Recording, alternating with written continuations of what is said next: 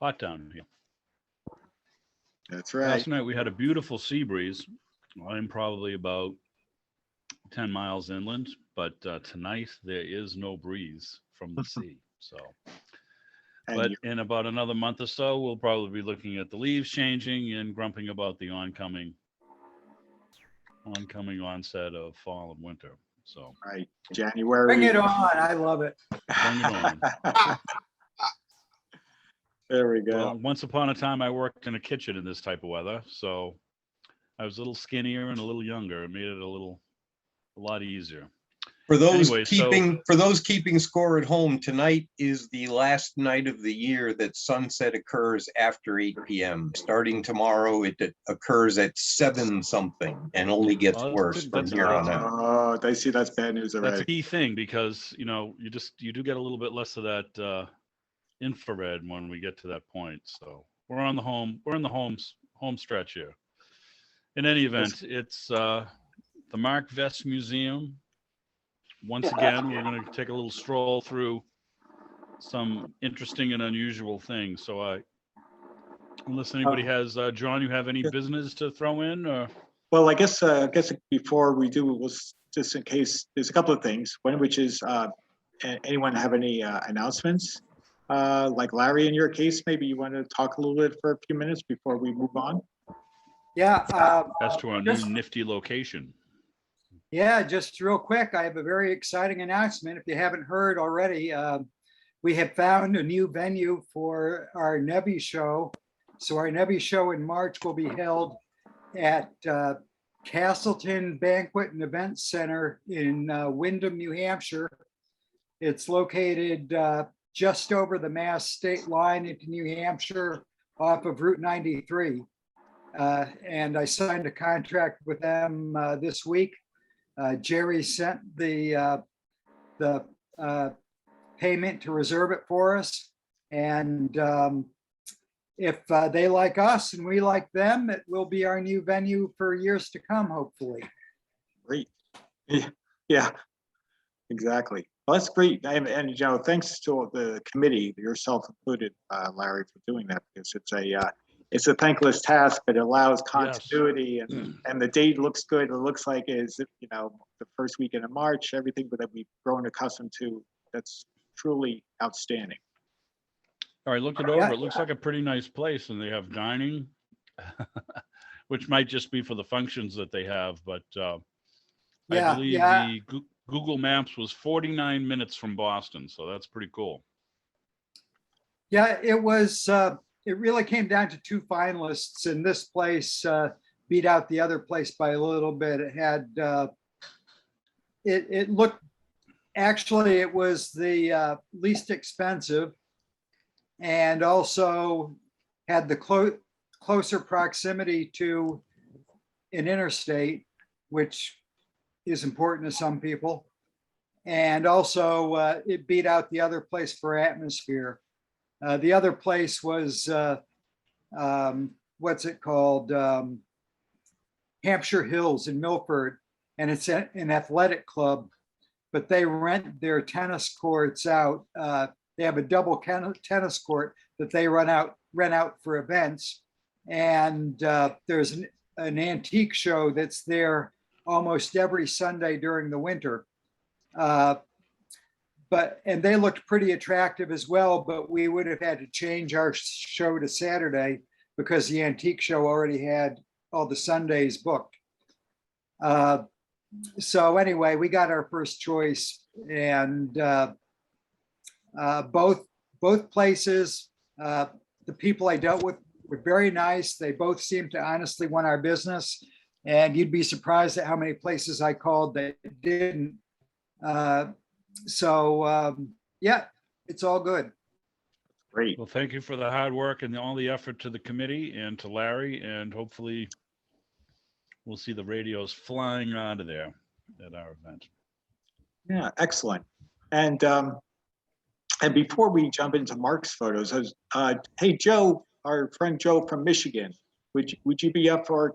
Joe has sent me some interesting pictures, which showing a very interesting Lear console. I don't want to steal Joe's show too much, Chris, you could give us the overview, but he sent some photos showing a really interesting Lear console, which is unusual, that I think it was worth seeing before we jump over.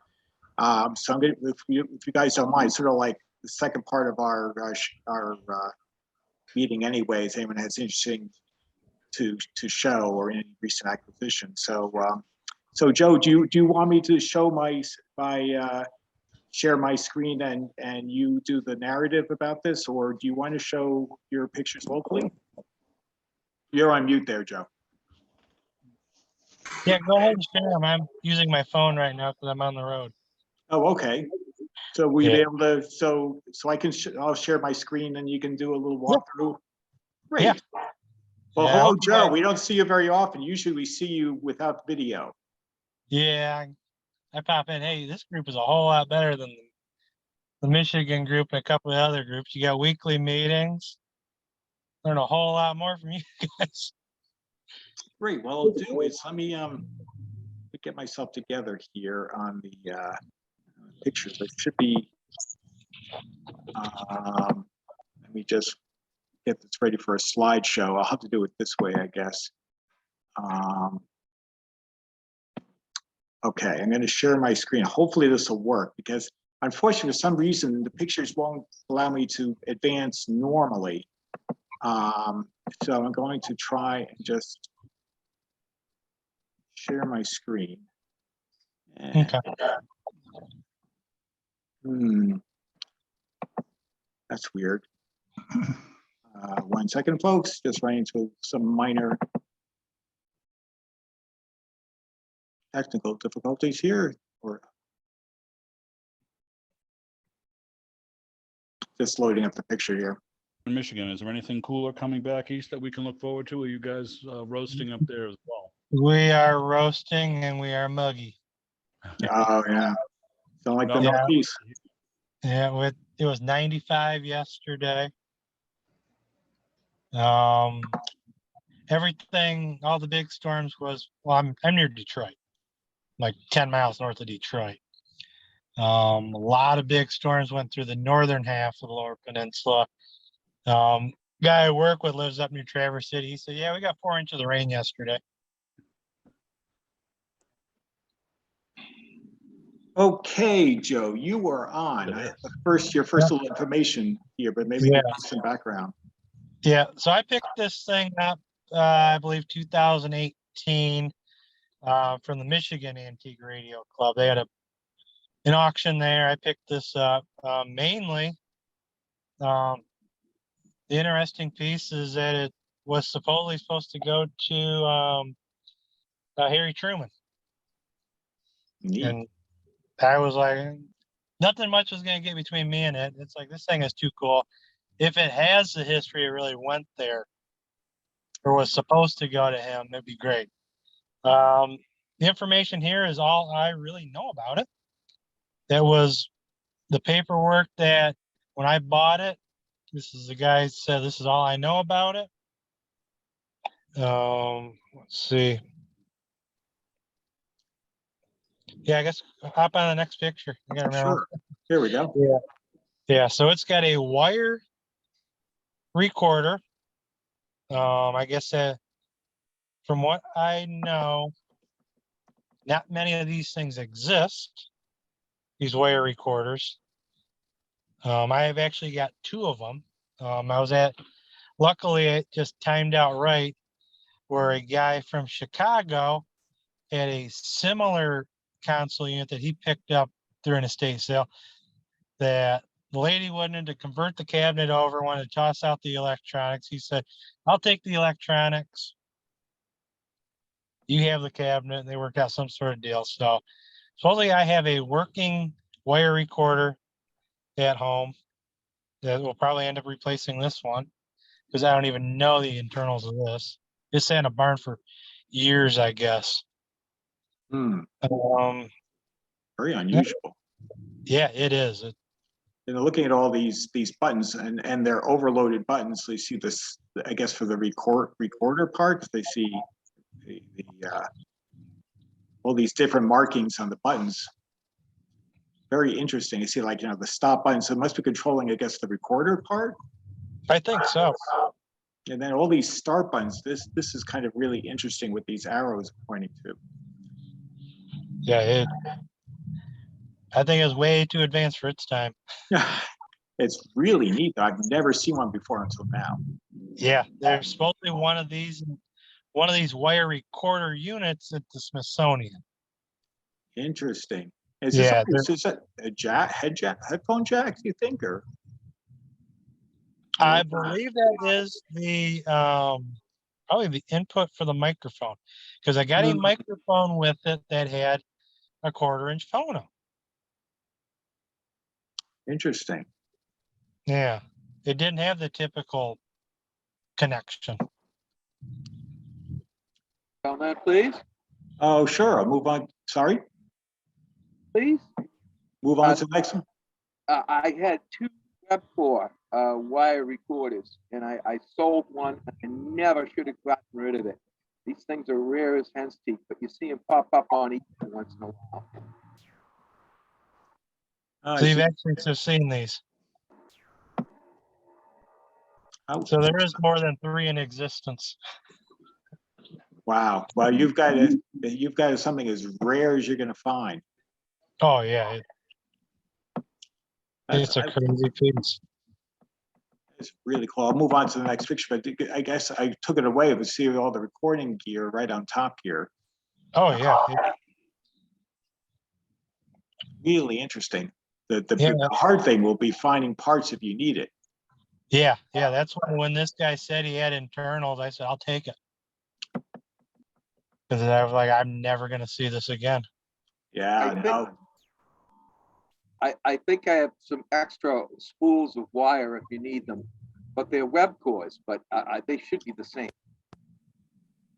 Okay, fairly, I guess you could say universal for the time. Quite a few years back, there was a fellow who put an article in the old Antique Radio Classified. He had come across, belonged to his family, a Silvertone wire recorder. And he also came up with the spools that had been stored away with it. And interestingly enough, he played some of them back, and they were different conversations and recordings that his family had made. And it was a pretty cool, little genealogy as well as an electronic find. And it was a very neat find. And you don't see them all the time. If Silvertone made them, you would think they'd been pretty mass production, but seldom do you see that at a meet. Oh yeah. Manufacturer. Yeah, I had a reel-to-reel player a while back I picked up locally here, and I started listening to tape. I'd make it about 10 seconds of recorded rip. This guy was recording his phone call with his doctor in the 60s, describing his symptoms, and he ended up having a gallbladder issue. Once I finally pieced the entire thing together over the course of an hour. And I'm like, that's pretty wild. You're recording your phone call in the 60s on a reel-to-reel tape. Why would you do that? He Wish I wanted knew where that reel went. gallbladder to go down in history. I have no idea. Yeah, it was really weird. I wish I knew where the tape went. Well, It's if it something was else. for everything us humans did, Mhm. it would be very boring, wouldn't it? It would. That was a neat find. Occasionally you might find a Lear radio somewhere, but something like this. Yeah, No. but see, now notice, I'm going to zoom in here. You notice the label, the engraving. Pardon me. Really interesting. Wow. It's just, it's not like it's rumored. This is official marking. Yeah. That's very cool. Once in a while, something like that will pop up. There's a member of our club who once showed me a radio he restored for the family of Lefty Grove, who came to fame with the Yankees, but did finish up his career as, many wash-ups did with the Red Sox. And it was a radio with a similar type plate that was given to him by the Red Sox upon his retirement. And it's just a really cool piece of history. And he restored it for the family, which was even better. So they could keep this from their great uncle. I mean, how do you assign a value to something like that? Absolutely. Yeah, Yeah. that's a keeper, even if it's in a mess. Keep it. Yeah. Oh yeah, I don't even want to like restore it. I know, you're afraid know. to. What's neat is it's an early, because this is around 1948. Is that right? Yeah, I Sure. believe it's 48. There's only a little information online about it. One forum post, and once I got reading into it, it was more of a debate. Was he on his second term? Was he on his first term as president? Did this really get to him? One really weird story I came across is that it never made it to Truman. This was some CEO or something of Lear in Grand Rapids, Michigan, who had it at his house, gave it to the neighbor kid for mowing his grass. So the thing never left Michigan. Ah, Yeah. Well, if you could Somewhere find else, Well, the they- picture that Harry made on it, then you'd have some, you'd be able to put a stick in the ground. yeah. interesting. Well, the nice thing is this is obviously, we've got the FM spectrum, which is nice, Yep.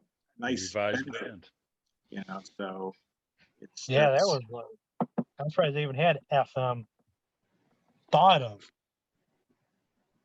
Well, Joe, the buck stops with you. This thing, Dynatrope, what an interesting name. It's, It's quite cool. And of course, this is the magic eye right here. yeah. Yeah. All right. We'll see another picture here. Oh, that's the back end. Look at all this stuff. Wow. Yeah. It doesn't have the record player. I don't even know what it would have had, but probably something common from then. Look at all this additional. That's the amplifier. I've got I was two of gonna say, those. it's the amp. I think it's a 6V6 amp. Yep. I have a question. Does the turntable part replay records as well as wire recording?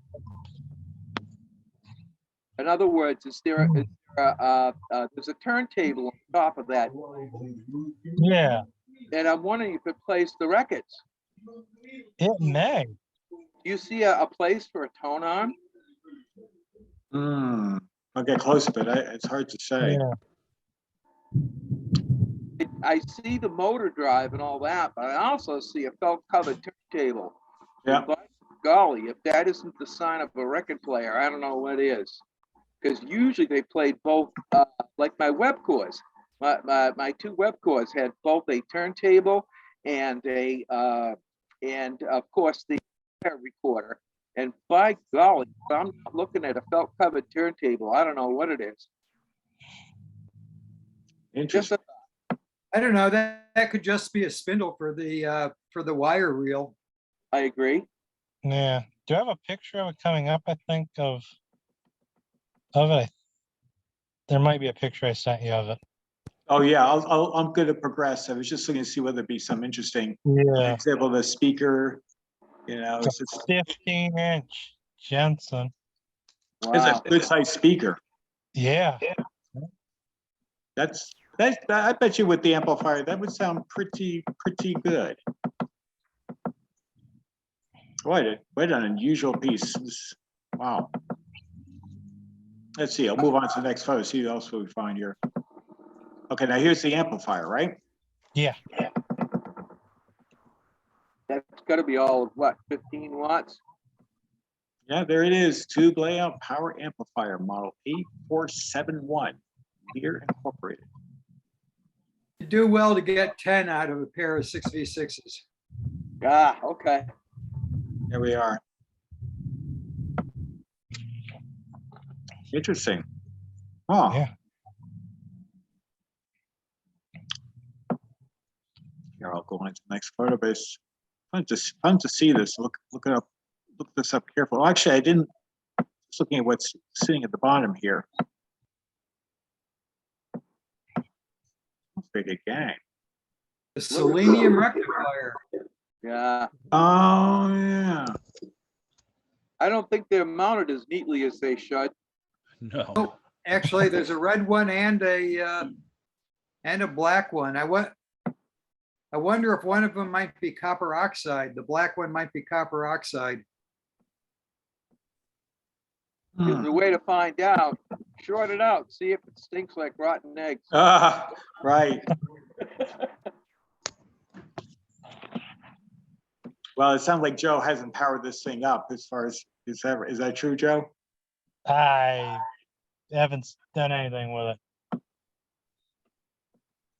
I don't think I got enough people to carry it into the house. It weighs probably all 400 pounds. I believe it. Wow. I I've mean, it's a moved lot of parts iron that in are this thing. lighter. Have you got a spot for it someplace? It's right now in my garage. How often do you sit in your garage like I do every day? How often do I what? How often do you sit in the garage? Is it a shop? No, not really a shop. It's just a catch-all. Just curious, just curious. Yeah, no, it's sitting in there. I got it pushed in the back corner with a towel or a blanket over it. My wife would kill me if I brought that home. It's probably true for many of us on this meeting. You know, you have to be very good dodging the swing of the rolling pin. Yeah. But this is look like what's a flywheel. That's a good size flywheel. Yeah. For the Dial drive. Adrian, may I say something about this cabinet here? oh yeah, of course. Okay, on the record player, the one on the far right is a stand for what looks like a garage deck.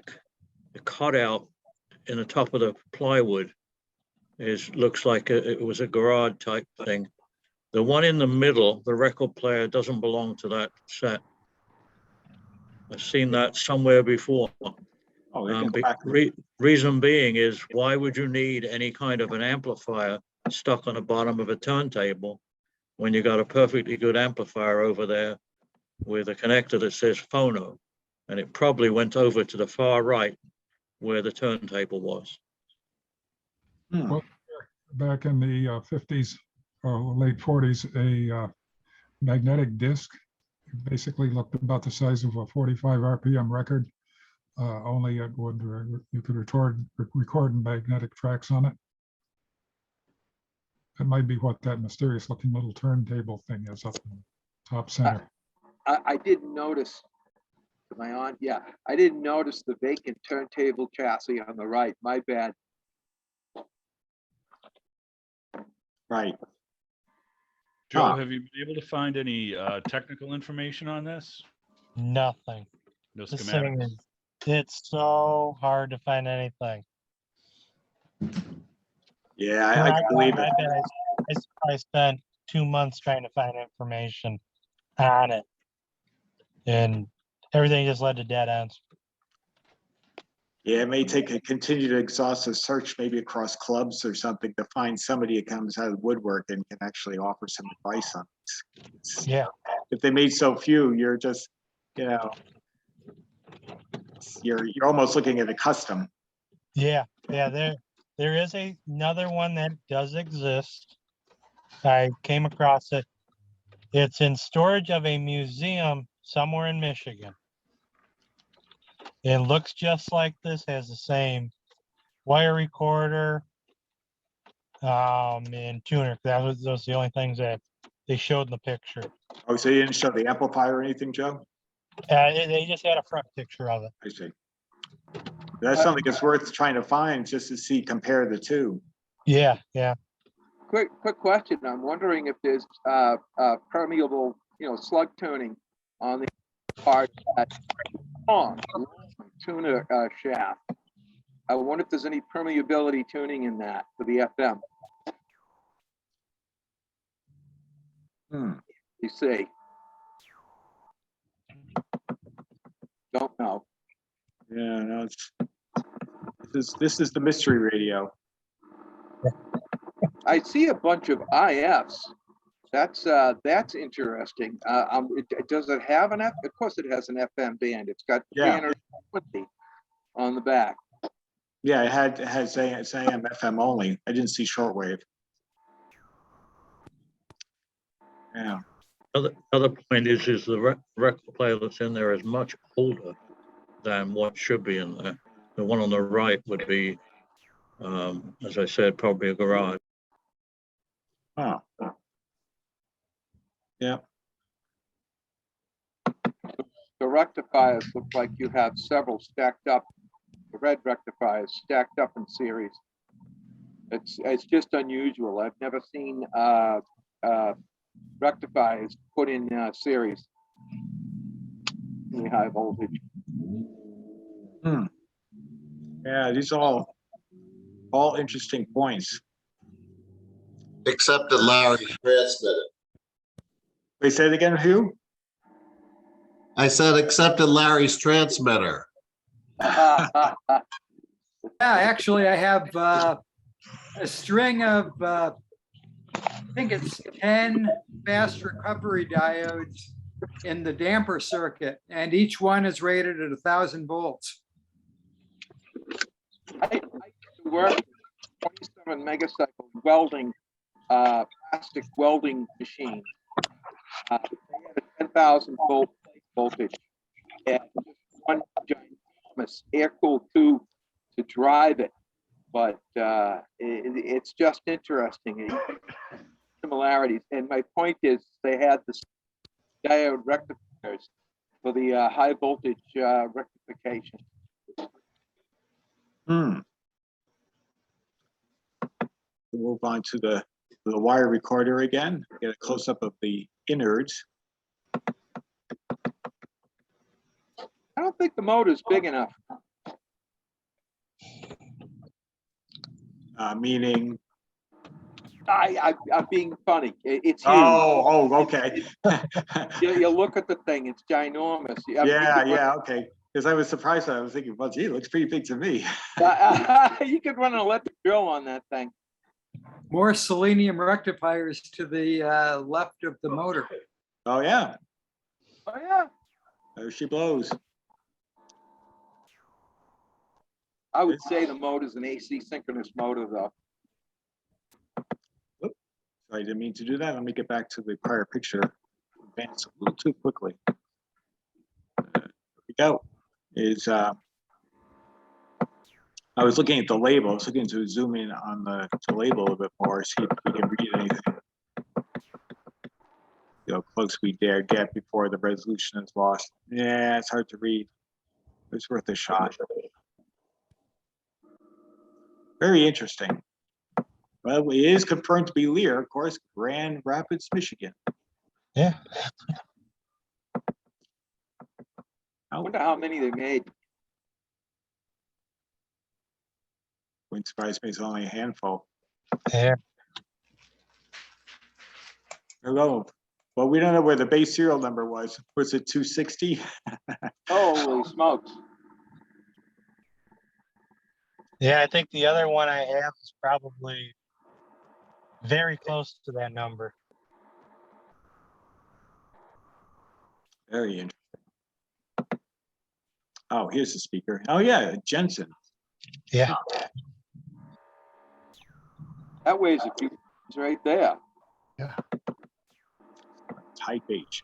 Coaxial long speaker. Loudspeaker, I see. Sorry. Looking at this upside down. Well, at least it's from nearby. Chicago. Oh, interesting. Never seen anything quite this large speaker-wise in a while. That's a monster speaker. Oh yeah. That's probably 100 pounds right there. It's healthy. Jeez. Here she is all opened up.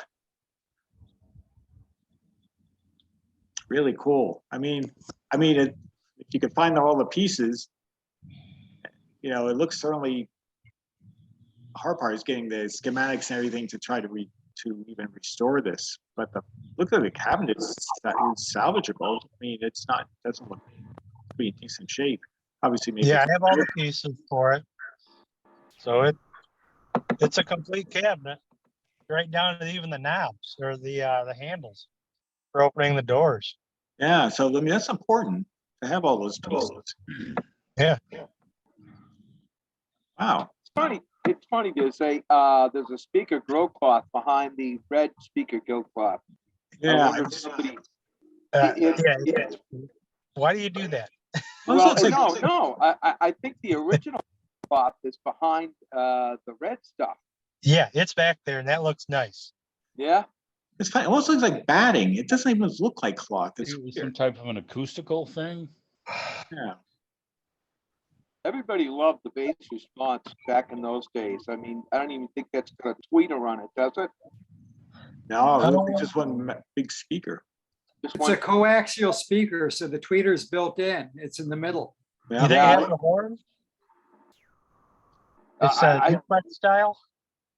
I don't know. I'd have to see it. I've seen them made both ways, a horn style or a cone style tweeter in the middle. Yeah. It would be curious if there was instead of just a speaker cone called a whizzer cone, if there was an actual transducer inside the front of that speaker.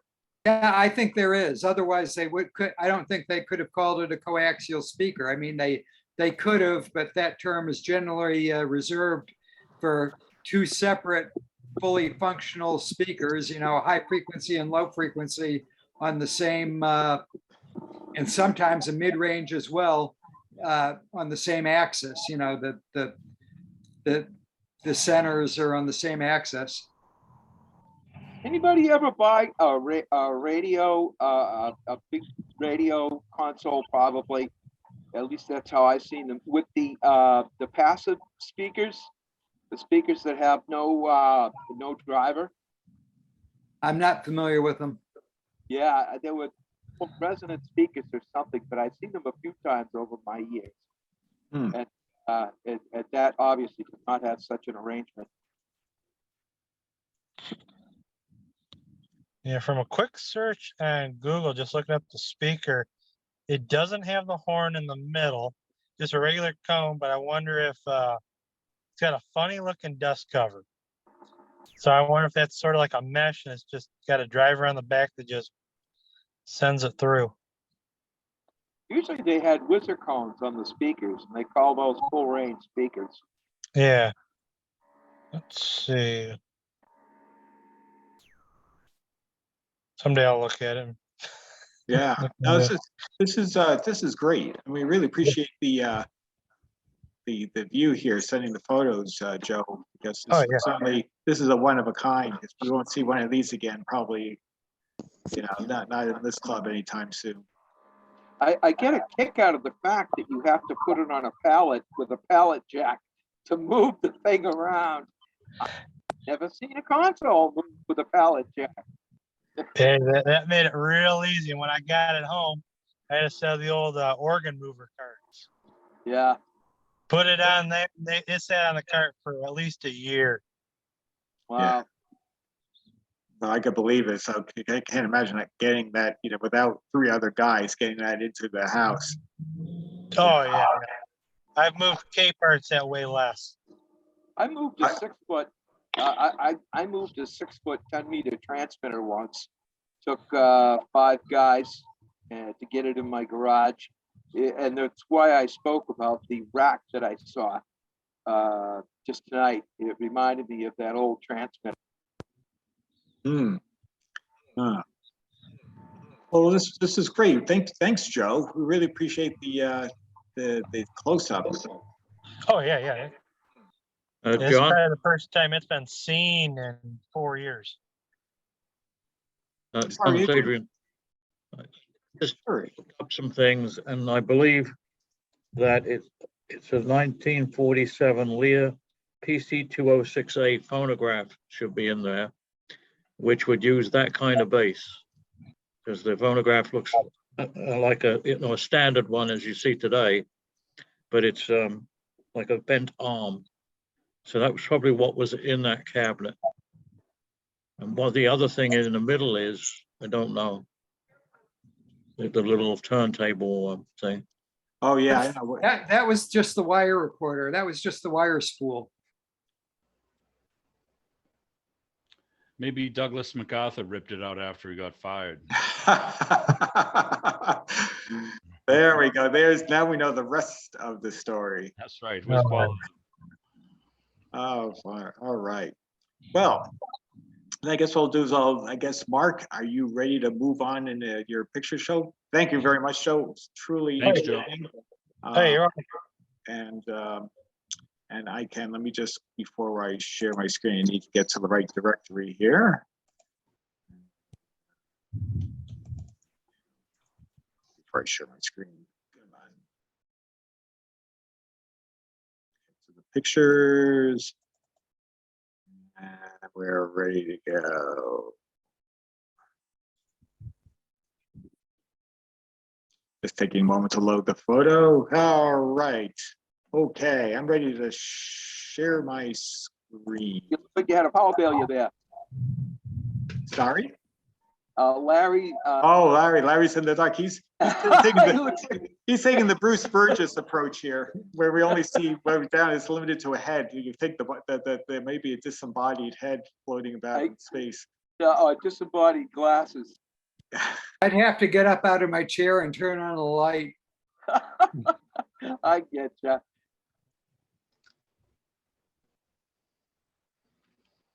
John, you're wearing a sweatshirt. Are you in some kind of an igloo over there?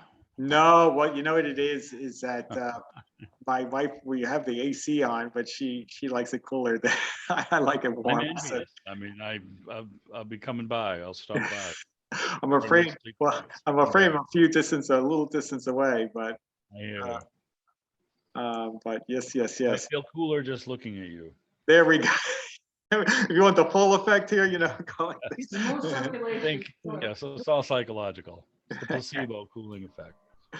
Oh, I know, it's funny. But anyway, so Mark, Yes. lots of goodies here.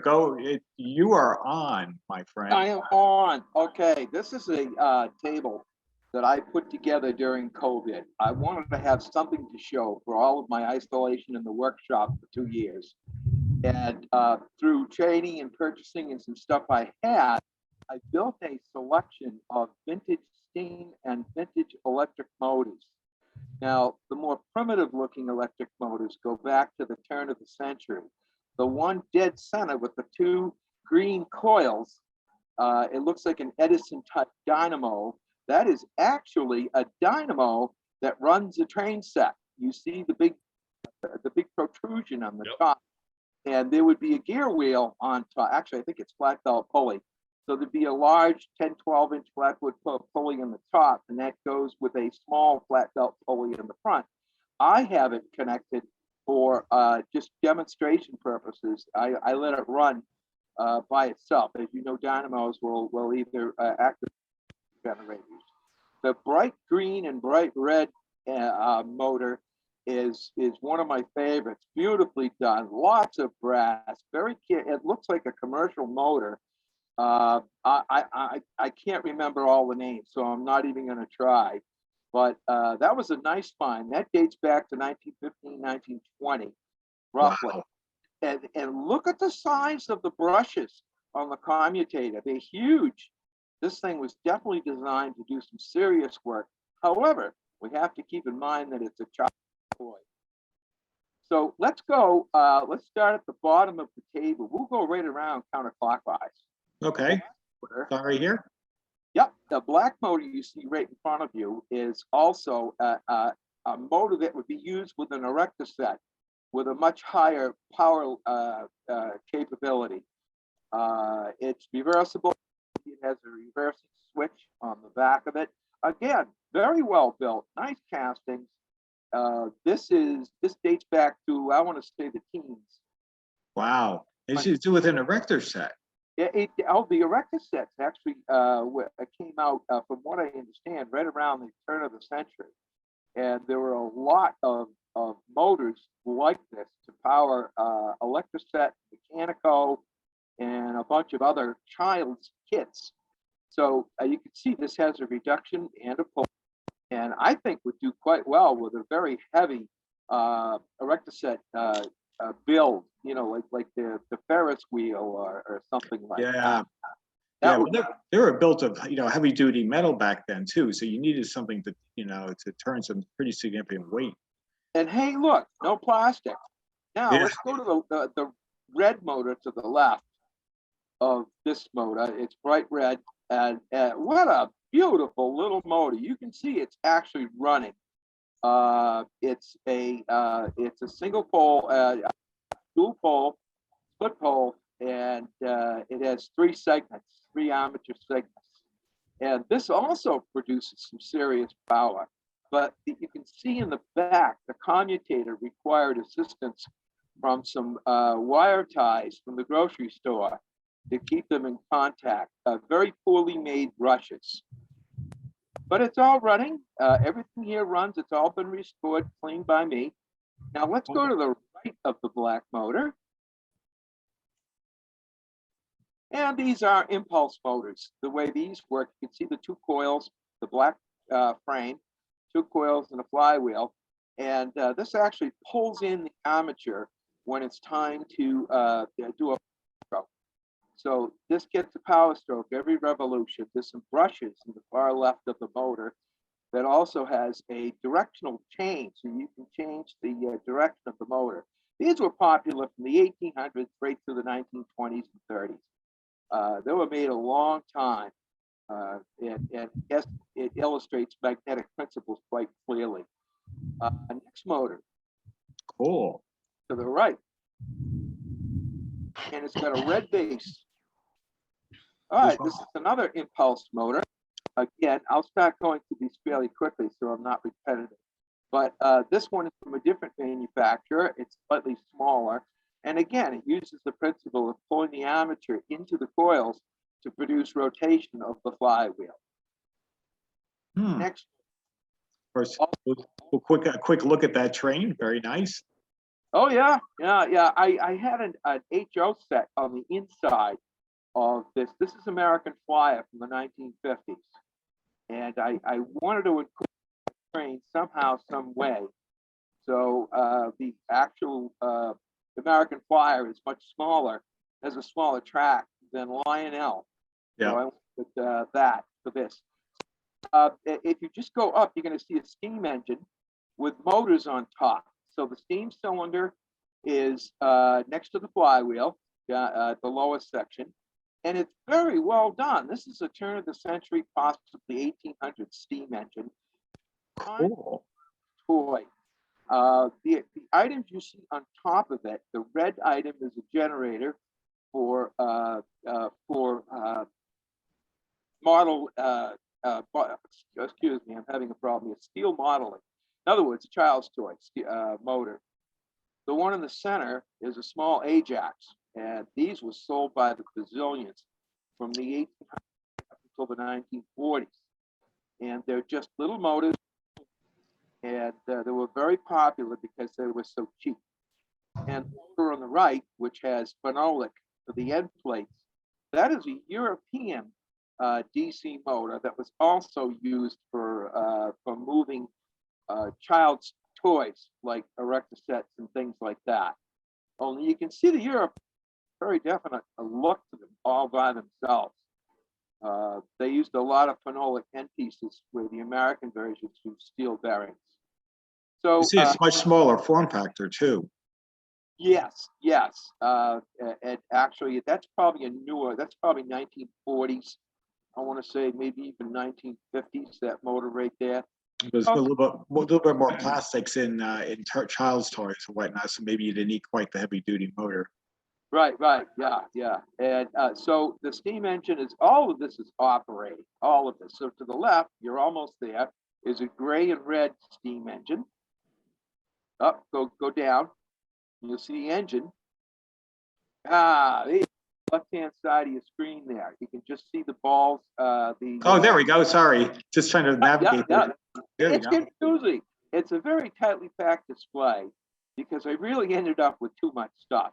That's But okay. And I pulled some of it from the museum, and I pulled some of it from here and there. And this is actually mounted on that green board with a machine shop. It's very nice. So you've got your steam boiler, you've got your cylinder, you've got your whistle. There's right next to the flywheel is a centrifugal governor driven by a spring belt drive. And these spring belts are used predominantly through the 1930s all the way up to current. They still sell Jensen motors and others. So this is 1960s steam. Newer look. It has a lot more pressed steel and less brass, but it still has a real connecting rod, real bearings, and a real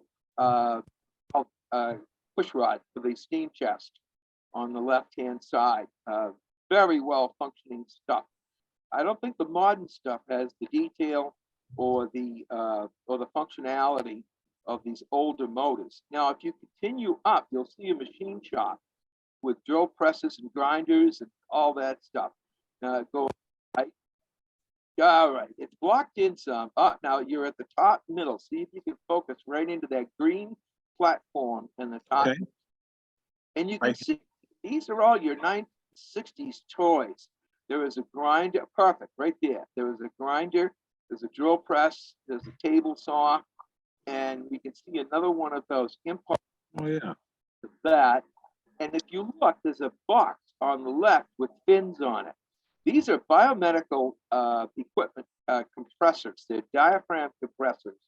And I use these little compressors to power both this steam engine and the other much bigger steam engine from the 1800s. Wow. So, yeah, so there's a little bit of new. Of course, you can see an American Flyer light post just to the right. It's painted blue. So this display with all of the equipment is actually run just behind the light. You'll see an electric motor I built on a red frame with reduction. And again, I apologize. And this I had to build apart. You can just see it. It's got a step down jack shaft with a yellow frame.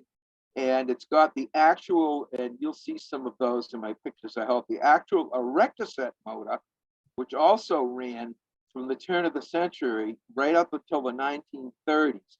By that time, rural electrification had made its way out to most of the country, because originally these motors were supplied and run by batteries, because people did not have electricity in their homes.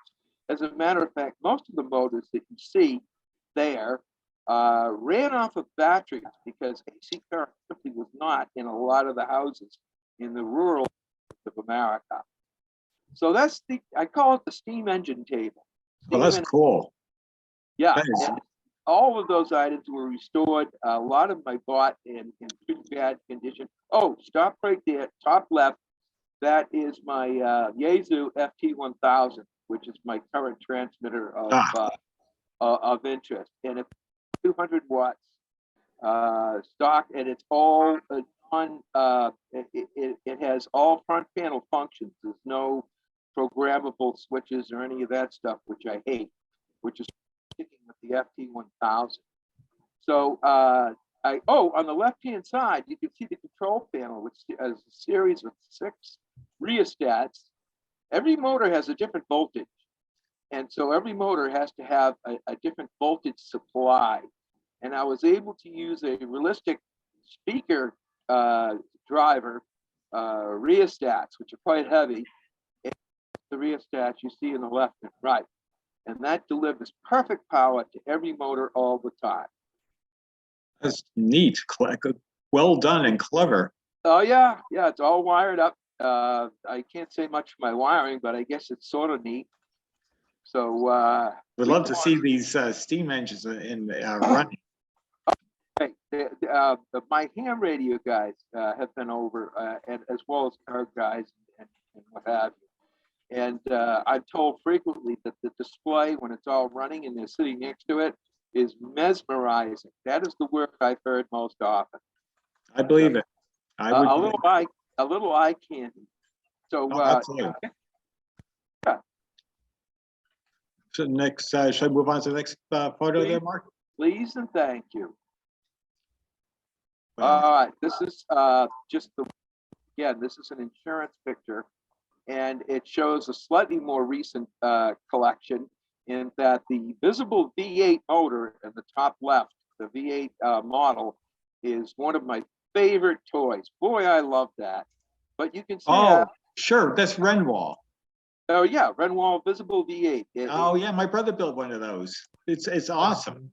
It is awesome. And this one actually works. And there's a battery pack behind it. Yeah. So I can demonstrate it while it's in place on the top of on the top casing. So If you I can remember, it had grain of wheat light bulbs, red light bulbs to painted show wheat that light it's firing. bulbs. Yep, they were painted red, the spark plugs.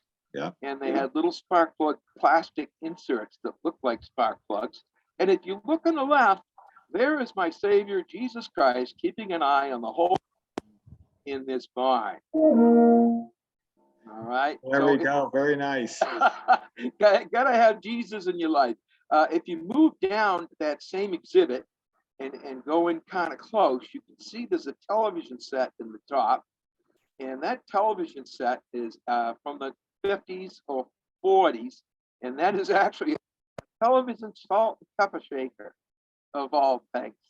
I have the same ones. Yeah, I love them. I love them. I'm tempted to get another one because we had an aunt that we visited that had that same television set. When I was a little kid, I used to beg my aunt to let me play with it. So a lot of the stuff I had as a kid.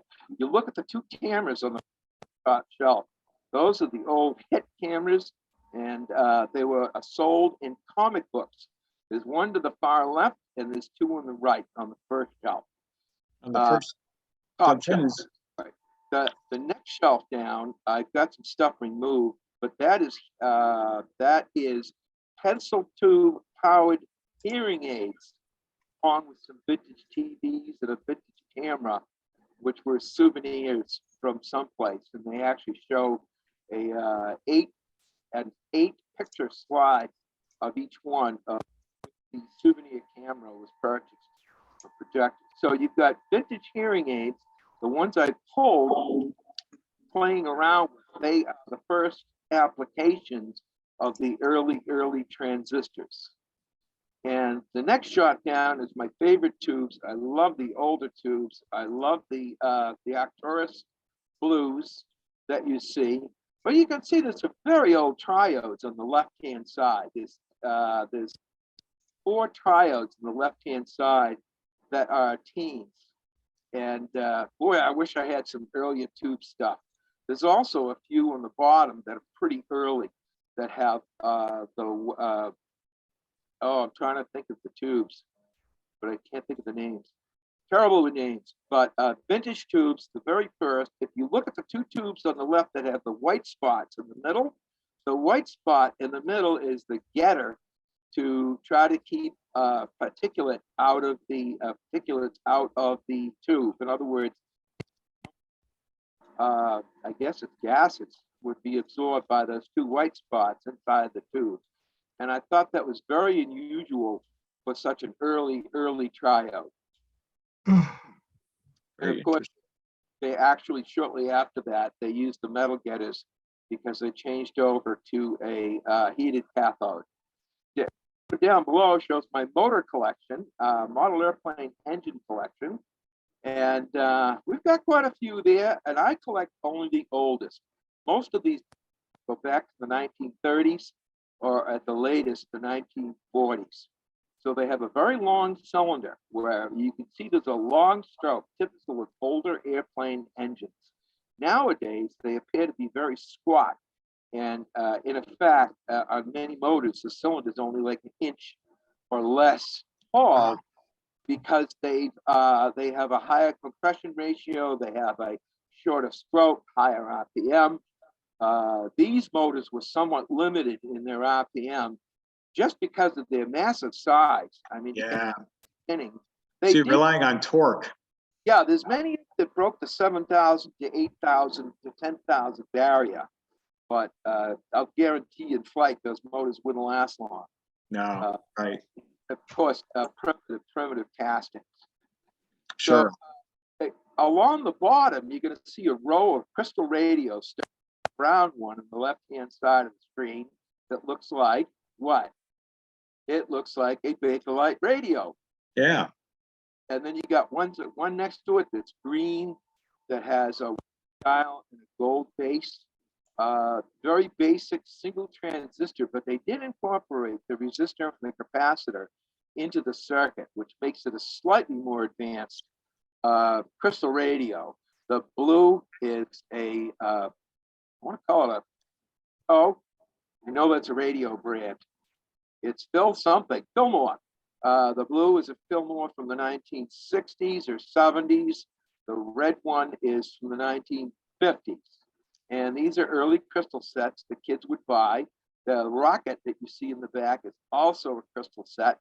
The egg, the clear egg that you see in the right, is also to the right of the brown radio with the top. See it there? That little, yeah, the glass egg, plastic egg. They made the egg was supposed to be, I guess, sort of an image of a satellite. Yeah, the black one is a very common one. If you keep moving down a couple more to the right-hand side, John, we could just go to the right a little bit. Yeah. There you go. So there's more crystal radios. You can see the Sputnik. I paid $60 for that foolish thing because you can't even find them. Is it sit right here? The Sputnik? Yeah, that's a crystal radio. Cool. Adjustment. They're all slug tuned. I'm sorry. The ones with the round dials, they'll even have a ratchet mechanism to slug tune them. But there's very few actual air capacitors. And I'm just reading the Joe's comment. So, and up above the crystal radios, you can see flashlights. I collect vintage flashlights. And again, they're just something I remember as a kid. There's more crystal radios. Look, there's a bomb. There's a radio that looks like a Bakelite, but it's done in red. And so I've got about 15 or 20 crystal radios in my collection. Oh, there's a stop right there. On the right-hand side, top right, you'll see a Heathkit crystal radio. And that, believe it or not, they actually put some thought into it. That is a better radio than any of the crystal radios that you see down below. Up, there's more engines. You can see that there's they're all vintage engines, and again, just all spark plug ignition engines. They required oil, they required breaker points, and they required a battery to be fitted into the airplane. Lower left, you see a couple of brick phones. Who remembers the brick phone? My wife had one. Oh no, I think she had the car phone. So the plane engines are an awful lot of fun. I really enjoy them. I stopped at around 40 or 50 just because I have enough. If you go to the next cabinet to the right of that one, where the model airplanes are, These? go. A lot more of the transistor radios. Sorry, they're so white. A lot of the two transistor radios in that collection. What you're also going to notice is the 6 transistor radios prominently declare on the radio that is indeed a transistor radio. I don't think anything can count any of the semiconductors that are in it for anything nowadays, because I'm sure they'd be going in the millions just for the phones and the laptops. But you can see that it's a nice collection. Yeah, for sure. This is great. Well, oh, there's the blue Arcturus tubes on the right. Sorry? Those are Arcturus tubes. They're early 201s. God, I used to know all the tube numbers for everything. It so kills me. But the ones on the left are number 24s. Those would be intermediate stage or IF stage, right? From early regen or tuned radio frequency radios, and that's where you find that their most common use. They seem to go out of favor in the 1930s. Probably could save some money. I'm ready for the next slide. All right. All right, this is my 1982, 1978, 1978, God, I forget, 1984 Ford E350 van with a 7.5-liter engine totaling over 460 cubic inches. Yes. I custom ordered that van. That van, I still have it today. I've had it since 1984. The whole underside of the van has been rebuilt because I did use it for commuting for short whiles in the winter, and it got salt on it. All the salted, rusted panels pulled Yeah. out, and all new panels put in below the trim line. The trailer has 7,500 pounds of hit and miss, make and break early gas and kerosene engines. And you can see the sign for it up at the top of the trailer. This trailer has been all over New England to gas engine shows than you can count. When I was in my heyday, I did between 6, 8, and maybe 6 or 10 antique shows a year. I was really into it. The van had AC for the hot days because it was new back then, so I could get a break from the AC. And in the back, you see my 1840s, Helen and mine, 1840 farmhouse. And I'm in the bottom floor of that barn that you see in that picture right there.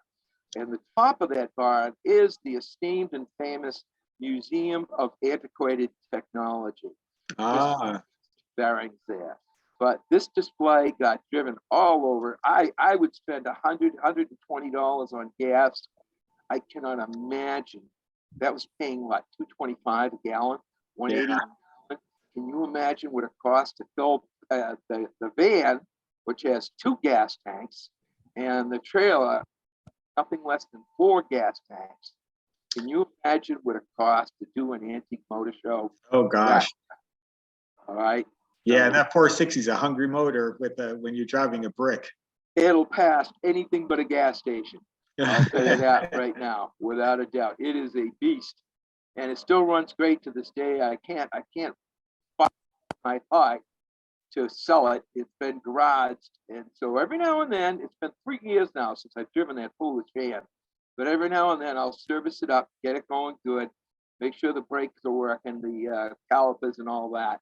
But it is kept in a garage. I did sell the engines. I sold the engines about 4 years ago, and I'll tell you why.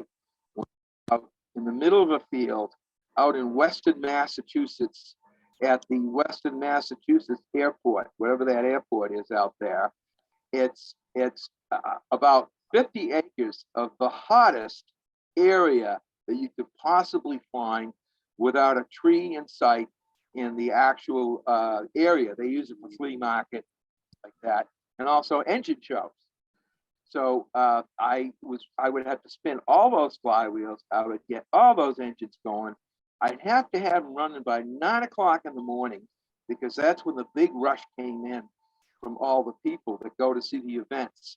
And I had to water the buckets, clean the spark plugs, oil the engines, fill the grease caps, and at that point I get them all running. And it was a piece of work, but I miss it. I still miss it. At 71, I can't do that anymore.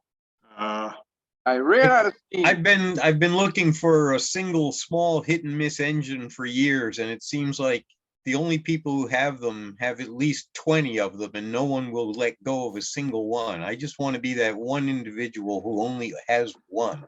I've got one for you. I was gonna say, I've got a guy who has a bunch of them. He buys and sells them. You know, I mean, something, you know, like a 1 horse or 1.5 horse. I don't want something that needs to have its own trailer to be dragged around with, you know. Oh, I my big trailer is 5 horsepower, and you can just see the cooling bucket sticking up above the flywheels, dead center. It is a monster. That engine alone probably weighs close to 2,000 pounds. Yeah, exactly. You know, ideally, I'd like to have one that I could either pick up by myself or just have handles in like a wheelbarrow wheel on the front to be able to move it around. It's sitting right out in the garage for you. Email me. Excellent. Thank you, Tom. Tom, what is it? What is it, Tom? No, too late. It's mine. Tom, speak to me. What, I'm gonna take bids on it? Wow, having live No, bartering on no. our show. I'm all done for big engines. I just can't be out there in the sun spinning them flywheels. I just can't do it. But If you're- Tom, what kind of engine? If you're coming to the Stowe Car Show, I'll have it up there. Oh, yeah. Well, it's not Stowe anymore though, right? Isn't it in That's right. Yeah. Waterbury? On Tom. August 12th, August 12th. All right. Waterbury? It's already on my calendar. Tom, Isn't that a Friday? Is that- Yes, it's running. Yes. That's when the flea market starts. Yeah. Oh, how cool. And if I- Tom, I'm dying to know what the make of the engine is. Do you You know, know? I can't remember. Unfortunately, I've had maybe half a dozen, nothing like Mark's, but over the years, and I can't remember whether it's a simplicity or what. I Let me ask- forgot. I can look at it later. It's in the bottom. Does it have a spark plug? Does it have a stop button? No. No, a spark plug. Yes, spark plug, of course. Okay, that puts it up above the teens. Now, does it have a spoke to flywheel? Yes. Okay, that's an old engine. That's probably from the 1920s. And you mentioned simplicity. A lot of engines looked fairly identical, but a lot of guys draw the line at the spark plug motors as opposed to the make and break motors. About half my engines don't have spark plugs. No, maybe a third. Yeah, okay. Because I don't want to rush you.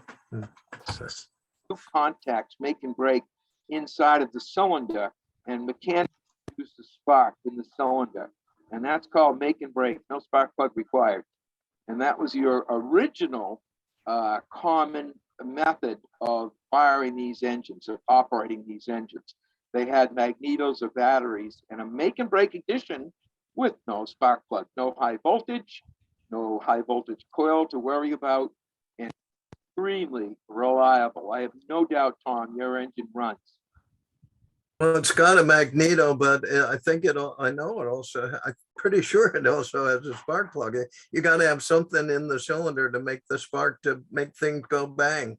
Yeah, and Tom, that's what I was explaining. It probably does have a spark plug if it has no on top. Yeah. A lot of those engines, right up till the teens, were fired with that make and break system, especially on the big engines, the commercial engines.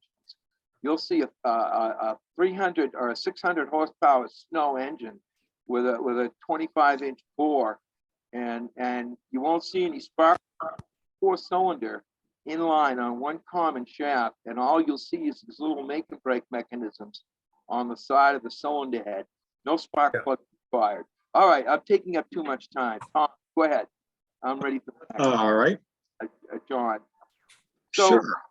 yeah, this is the right-hand side of the Museum of Antiquated Technology. This is all, and you can see I have a propensity for the early radios, but by golly, the occasional Atwater Kent, you see two Philcos in the middle, the cathedrals in the middle. To the left, you'll see a radio that Ross Strapperhofer actually restored. He did the electricals and the cabinet and everything. So that radio plays beautiful. A lot of them play, but an AM radio, I'd rather have something really strange on my workbench to listen to AM. You can see up the top on the left-hand side, there's an Atwater Kent on Model 20 on top of the, I think it's a polyphase, three dial tuned radio frequency below it. So the Atwater Kent would be I think they had, not the rejets, what's the modern super heterodyne? I think the top one is super heterodyne, early Atwater Kent, 1920s, late 20s. And the one down below is teens or 20s. That is, I love those battery sets. They did such a beautiful job inside, and the single tube sets. Top right in that same picture is my name's Crossley, and it's an old Crossley single tube receiver very popular as the tuned TRFs came in to take over the radio market, and the superheterodynes were coming in. They were still selling these radios because you could buy that radio super cheap. And if you had a big enough antenna and a close enough radio station, that tube would drive rather poorly, but that tube would drive a good quality horn speaker, even at one tube output. The Crosley's made a bazillion of those things. I've seen ads where they've had stacks of them by the thousands out in front of a department store as a publicity stunt to sell the radios at like 20 bucks each or 30, something like that. And Crosley did sell 1 million radios. That's why they're so popular. Underneath that is a home built, very nicely done. It looks like to be a regen set to me. There's one tube on the right-hand side, so it's got one amplifier stage, and it's probably got a detector stage, and it's probably got a big honeycomb coils inside, the green Litz wire honeycombs inside. Next one, who can identify this? I have completely forgotten what this big square, beautiful 1930s tabletop is. Can anybody help me? I think the one on the right is a Zenith, but I think that one there with the square speaker. Can anybody tell me what? The one on the right is a Crosley, that Tombstone. It is a Crosley. Okay, thank you. Thank you. It's been a long time, gentlemen, like decades since I've looked at some of these radios. That's how long it's been up there. It's been up there for over 30 years. So Wow. Right. pass it on to the family. Okay, go straight up to the top shelf, if you would, right from where you are. Oh, right, are you you on there now? Oh, horn. New England Vintage Radio Electronics Club. Are you live? Yeah, it's live. So, Not with the tape over here. so the 3 speakers that are on the top are Atwater Kent speakers. And the clock that you see is a central clock for a factory that actually sent a signal out every 12 hours. Ross could tell you much better, but you can't see the clock. What you see is the escapement, which is that cylinder. And you see that it has, you can barely see, it's a cogged wheel that has the hours marked out on it. And that wheel would be driven by a solenoid as opposed to a steady motor. And that all the clocks in the factory. There's 3 buttons down below for 3 separate functions. And on the right, I'm sorry, any questions? No. I was going, that's really interesting. My father-in-law gave that to me out of the factory where he worked for like 30 years. And he gave it to me about 5 years before his passing. So that is a family at this point. And on the right, we have a simple, I think it's Superior tube tester that was probably used at a drugstore. I bet that's set on top of a cabinet. There was a metal cabinet full of tubes. Let's go down to the bottom, see if there's anything down on the bottom shelf worth talking about. Oh, just typewriters. I collect early typewriters. And on the right of that shot right there, you see a Crosley. No, I think it's a Atwater Kent by the oval gold badge. I think that's an Atwater Kent. And that looks like 4 or 5 tubes. And that looks like an Atwater Kent TRF, not a super heterodyne. And underneath it, boy, I used to know this radio. I've got 2 of them, and but it's got the windows for the tuning, the 3 knobs, which makes it a tuned radio frequency. And these typically were a 5-tube set. They typically had 4 tubes in detection and amplification, tuned amplification nonetheless. Every tube had its own coil and condenser controlled by the front panel. Some of them used just coils. Some of them had just condensers. But the TRS really float my boat. Don't ask me why. On the right, you'll see, I don't know, is there anything to the right at all? The end of the picture. John, I think you're at the end. How about John? How about you go out a ways? Let's see if we have any. Okay, sure. Oh, no, that's it. Okay, so we're ready for the next picture. All right. There he is, our fearless hero. Oh, I have 4 of these things and I love them, the Model A's. They've all been built by me. They're all out of the local cranberry bogs for free. I paid $250 for that one right there. And you can tell it was actually barn kept. It's a 1928 Model A Ford with a dump body that is extremely well built out of oak planks and reinforcement bar. And it has and the tailgate is used for sanding the cranberry bogs. These are called bog sanders. You let the air out of the tires. You get on the bogs, no chains, and you'd have sand in the back, big old pile of sand, and you dump the body back, and they were stops, big 4x4 stops that allowed the tailgate, the top-mounted tailgate, to only open at the bottom about an inch. And you'd slowly drive across the bog, laying down about an inch or 2 of sand. And this sand is necessary for cranberry bog revitalization and growth. And I'm at called a midwinter fire up, midwinter engine show at this guy's Diz Porter's place. Does anybody remember Dizzy Porter? What a popular name for guys my age. I think he was a ham radio operator at one time as well. Well, anyway, we're on the farm, and the 1928 Model Ford filled with kids all day long. It was like 18 degrees that day. Cold, cold, cold. Look at the little girl in the back with her hands muffed up against her ears. All right, you could just tell it was a cold darn day. And we were out there having fun all day long, getting warmed by the giant wood stove inside the shop between runs of running kids around his property.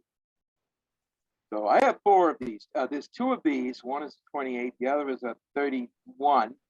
But the 31 has the chrome. It's either a 31 or a 32, but it has all the chrome trim that the 28 does not have. Please.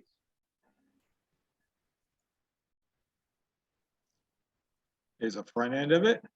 Yep. So the guy on the right, Jack Ferry, he owns Ferry Sunoco here in the center of Hanson.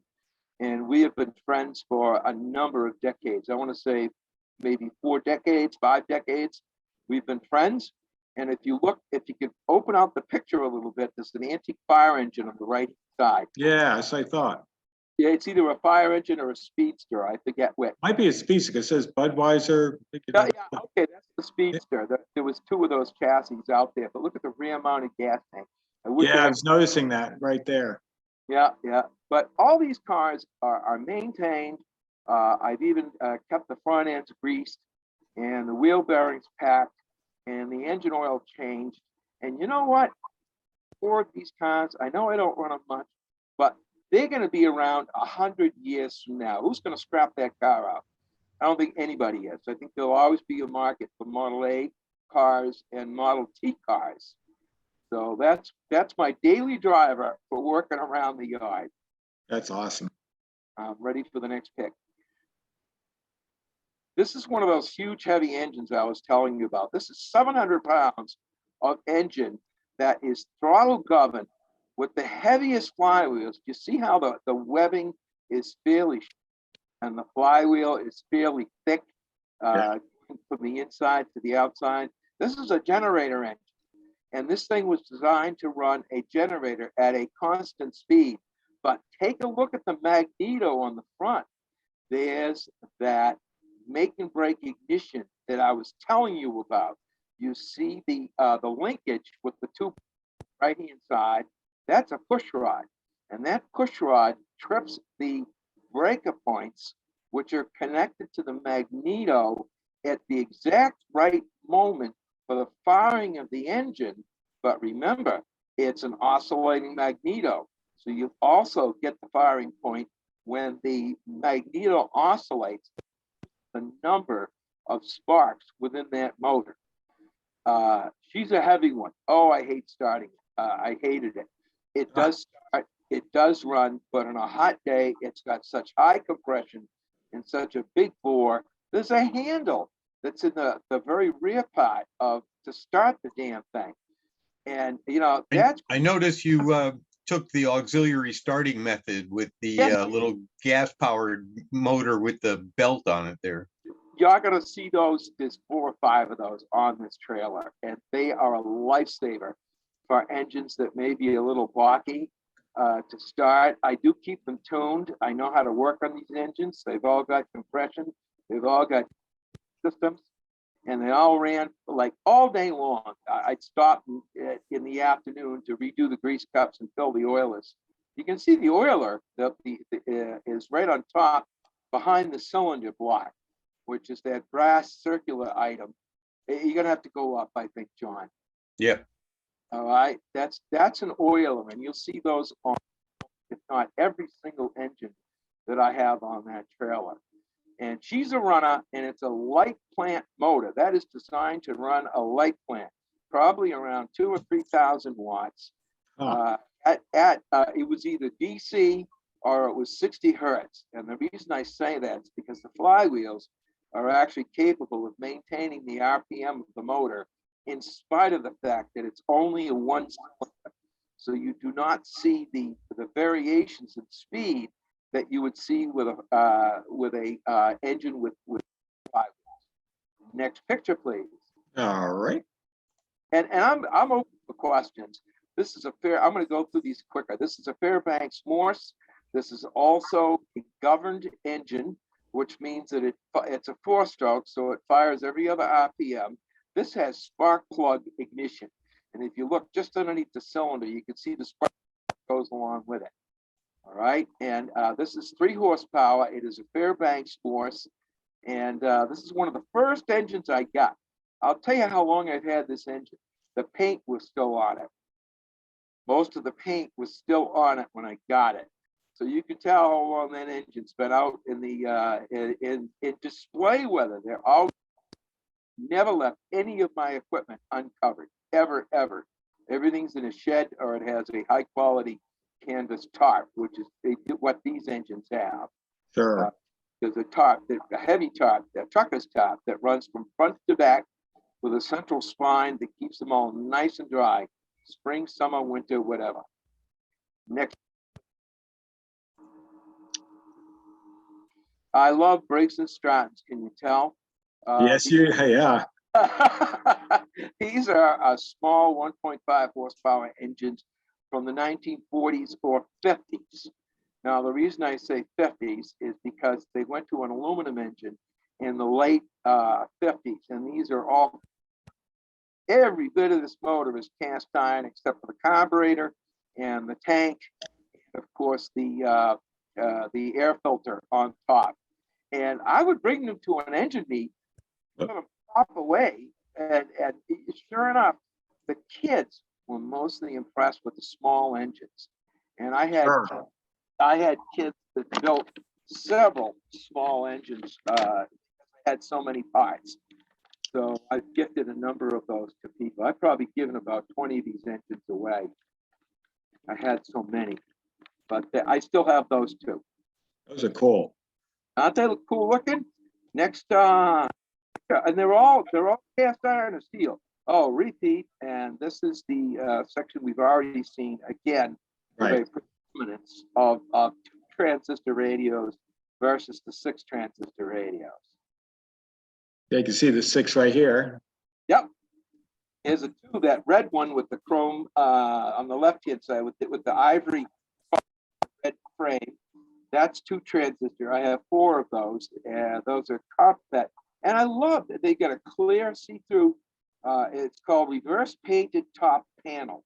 So the top panel on that transistor radio and a number of others is reverse painted plastic, which looks far more attractive than when you put the numerals actually on the front. In the lower left, you see a radio that has reverse painted plastic, the orange one with the round speaker. And you can see that the more attractive ones actually have that reverse painted feature. Also, they have metal grills. Almost every transistor radio that I have has a grill, because shortly after that, guess what? They all moved to the chrome printed on plastic grills. Yeah, exactly. After that, and I do not collect chrome-plated plastic grill radios. They just don't appeal to me. Next photo. All right. Oh, back in the board. Oh yeah, this is the back of my house, and the house behind everybody is a rental house that I bought 30 years ago with 6 acres of land. And that house is the only reason why I can. We've had people in that house renting the whole house, professionals. It's a decent house built in 1951, big number of bedrooms, and I love it because I can retire thanks to that house. Now, the car that you see is the 31 or 32, I forgot, Ford, and it's a two-door because it has, oh, no, that's not the right one. That is the 4-door model, not the 2-door. And that runs excellent. You can see it's got chains in the back because I use that to haul firewood up to my house from the backyard. It has a tip body in the back as well. There's a big, in my barn, there's a big trap door over the old coal bin in the barn, which is right next to a central wood stove that heats the entire house. And I would run truckload after truckload after truckload of firewood up to the barn from the back wood pile. I would tip the bucket and it would very conveniently dump down into the coal chute and be all stacked up and piled up and ready for me down in the cellar. A great car, my first Model A is right there. You can see the 1928 behind it. We're having a car show here at my house. You're gonna see so. And very nice milk crate, by the way. No, thank you. Yes, I prefer milk crates for seats, but you can't see it, but at least I put 3 inches of foam underneath it for the guy's rear end. Oh, okay. Yeah, yeah. So we're having an antique engine show and car show in the backyard, and you're gonna see some cool old cars. Going forward, next photo, please. I think I know who that is. You guys, you ham radio operators know exactly what it is that I'm doing. I'm actually disconnecting the guy wires for those of you that aren't familiar with that area. And I have to disconnect the guide wires slowly to get the pressure off the tower so the whole thing doesn't knock down when it loses guys. And that is a 60-foot tower, ladies and gentlemen. And I am up at about the 50-foot mark on that tower. And I did this for a ham who became too old to service the tower himself. I think he was either 80 or 85, but he probably climbed that tower, I'm pretty sure, when he was in his early 80s and did the servicing to the rotor and the beam. That looks like to me to be a 40-meter beam, unless somebody can tell me different. But there we are, we're about 50 feet in the air, and we did antenna parties for a number of the older hams. And I belong to the Whitman, or I used to belong to the Whitman Amateur Radio Club. We did antenna parties for people that actually were too feeble to either put them up, take them down, revamp them. But I think I was probably one of the healthiest guys in the group. So I was elected to climb the towers. And notice my backup support that I'm leaning against is a nylon rope. It's in my gut, so you really can't see it, but that's what's holding me up. And believe me, I made sure that rope was number one, perfectly tied everything, and it's doubled up. I can see I've got two ropes behind my back, and that is the way you service an amateur radio tower. Yes, indeed. Yeah. I have a small tower to the left of my house that's at 64 feet, and that's currently got a vertical on it that carries 80 through 10 meters. Next photo, please. My venerable John Deere 51 John Deere B. I love taking these things to shows. As a matter of fact, I took these instead of my engines a couple of times just because it's easier to drive the Model A, the John Deere B, than it is to run all those stupid engines. And this tractor had a lot of, rated for 18 horsepower, has a twin cylinder inline twin. You can see the flywheel case right in front of you, below my feet. And I am starting a tracked vehicle, and I think it's called a cleat track, that I'm towing, and I am jump starting that tractor. I have never had anything bogged down more than that stupid tracked vehicle behind me, but we did manage to get it started. 1951 John Deere B. Very nice. I still have it, of course. I wouldn't let that go for all the money in the world. Next photograph. All right. Getting bored, let me know. No, it's quite all right. This is a nice little tractor that I had. Believe it or not, it's an airport tractor. Its purpose, actually, it was a boat. It started out in a boat yard for pulling boats around the yard. It's a 1940s national tractor with the rear end something. It looks like a Rugstole 2-speed rear end, which was a common rear end for Model Ts. And it's got a new engine, 16 horsepower, and battery start, which made it a great tractor just for pulling stuff around the yard. And if you look behind it, there is an 1880s Chandler and Price perfectly operating printing press that I'm in the process of bringing into the barn in order to do some upgrades to it. It needed some painting. I had to actually put back together. I couldn't weld cast iron. I wasn't adept or able to iron.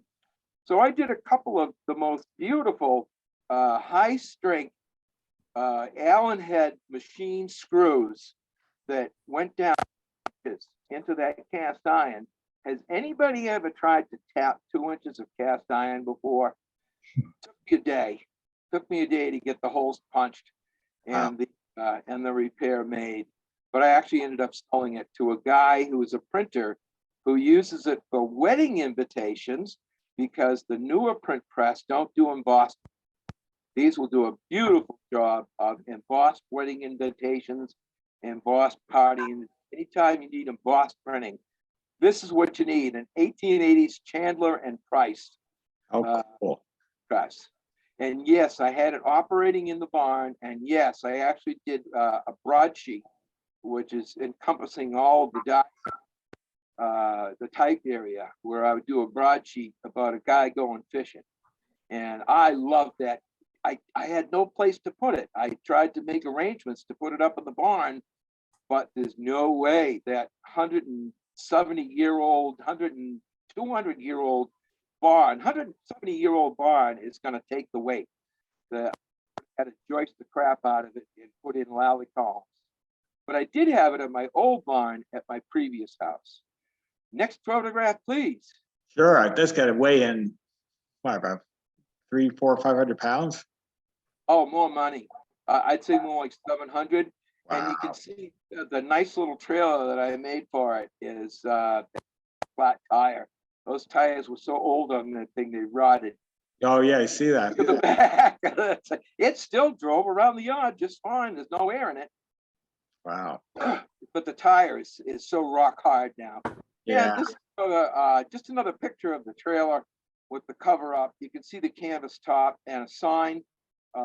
It's in red in a semicircle on top. Vintage, antiquated engines, and courtesy of the Museum of Antiquated Technology in Hanson. So that was my rolling engine display in addition to the museum.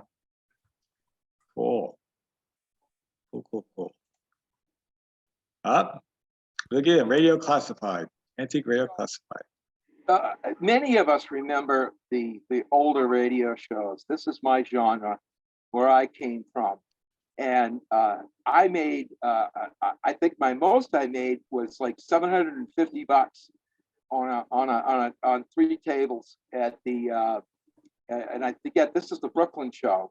No, I think this is at the Marriott in Massachusetts, the big show that they used to have there. And we were back in 2007, we were known as the Tube, because as all of us end up with boxes of tubes. At that point in my life, I had literally crates and crates of tubes. So I went and covered 3 tables with tubes to sale. I think I made $200-300. It was terrible. I sold very few high-end tubes because everybody's already got them. I don't know a ham radio operator that didn't have tubes that I did back in 2007 when this picture was taken. And of course, my lovely wife always came with me to help me set up, and she'd run the booth while I worked the show. That's great. That's great. We're still married. That's even better. All right, this is major surgery on an engine, on a radio that I have longed after, I have lusted after. The famous, the rare, the rarely seen Atwater Kent Model 5. All right, now the Model 5 had a 5-tube island. They call those collections of tubes on a round platform, an island. And that island contained not only the tubes, but the on-off switch, the rheostats for the tubes. You can see there's 2 rheostats. There's a lineup of brass connectors, as you could imagine, on the back. Found out that it's the base is not a Model 5. Somebody made it to the dimensions of a Model 5, but look, they even have the insets on either end of the platform. The on the left is an Atwater Kent top mount breadboard mount coil, and that is close to the teens that this radio came out in. I want to say this radio came out around 1928, and it was an early attempt for Atwater Kent to build a much more compact radio. They even have to, if you can look down at the picture, you'll see the interstage transformers. I found a guy that had brand new interstage transformers with the right windings for that radio. And if you don't think that wasn't a search back then. Anyways, the circuit is so packed in there, I gave up. I gave up that little 5-tube receiver. I know somebody, it's got the transformers and everything with it. It's ready to finish wiring, but that island had been rewired 3 times over the years. And of those 3 times, you think any of them were professional restorators? I'm here to tell you they were not. So we're ready for the next picture. All right. My favorite radio, 1912, 1914 Murdoch. And the Murdoch company actually made all those components that you see on that crystal set. They were famous for their variable air capacitors. They were famous for smaller components. You see a loading inductance in the middle. Heck, this thing's designed for 160 meters, 170 meters. In other words, AM or below. And how could there be anything in there other than maybe capacitors, although it says inductive, that would affect that frequency in that radio? Just don't understand that component. And look how many elements are in those capacitors, those air-tuned capacitors. And of course, they've got 0 to 100 on their brass dials on top. Now, if you move up to the actually tuned coil, coil within a coil, it's called a binocular, or not a binocular, a monocular tuning coil. You got to go up higher. Yep. Get the whole thing in. See how There you much. go. Sorry. Look at the beautiful brass work on that. a coil. However, they used a varnish on the coils. They somehow had a center space in the coil, which I don't know what that's for. I think you're tuning either high or tuning low, but you'd insert something go right on this picture. Let's take a look at the inside coil. So the inside coil is the outside is the secondary, the inside is the primary, I think. But the inner coil has more windings than the outer coil. It also has a number of taps on the end, and a functioning crystal radio made by Murdoch on the Murdoch board. I was really trying to find out if this is something somebody made or something Murdoch made. And as long as it has that tag at the bottom that you see, which is the W Murdoch tag, you can tell it's a factory component. So my favorite crystal radio of all time, there you have it. It is pretty cool. And from Chelsea, Massachusetts. From Chelsea, Massachusetts. It's a local radio. Oh, there's the tag down in the lower left. I'm sorry. There's one here too. Yeah. So the top right one I showed you is for the tuner, and the lower left one that you see is for the board, the main board. And look, they even use little eyelets. Wires went through the wood. Yeah. Little Bakelite eyelets. I mean, just a beautiful radio. If you like component radios. Next picture, please. Sure. Hearing aids. Oh my goodness, I love these things. I was amazed that when you look at the radios of that era, which is late 40s, mid to late 40s and early 50s, what you see are transistorized and I think and tube-driven hearing aids. Now I got into them because the transistors were incredibly expensive that were used in these units. Don't forget, these are some of the first commercially available transistors that were made to the public. And if you look in the upper left for comparison, there is a tube hearing aid. It has 3 pencil tubes. Now, let's go to the third one in with the M on it. And there is the transistor that has the tiniest transistors of those early hearing aids that I have ever seen. Most transistors look like what you see above. And if you go to the top, you're going to see various well, there's a rectifier and there's left to right. Left is a pencil tube or sub-miniature as is known. The next one, the metal case, is a Nuvista. The one next to that is an acorn tube for high frequencies that the military developed during World War II. The next one is a very sub-miniature high voltage rectifier. The one after that is a simple triode. You'll notice encased in metal. And the furthest, the next one that has multiple leads, that is a pencil tube that has actually been flattened. The whole design of the inside, the plate, and it uses a hot cathode in the center, is just absolutely tiny. Holy smoke! I can't believe they made tubes that were that small. And then all you have to do is to go back to the Nuvista to see the. Go a little bit more to the right. Early top hat germanium transistor. It's behind us. So I've got some transistors lined up too. So hearing aids and early transistors. If you go down to the middle row, third one from the right, the early blues, the Raytheon blues. Look how small those things are compared to the transistors that were coming out that day. They truly made them very, very tiny. Yes, indeed. They were very expensive, I'll tell you that right now, because they had to have high gain. They couldn't have any physical imperfection.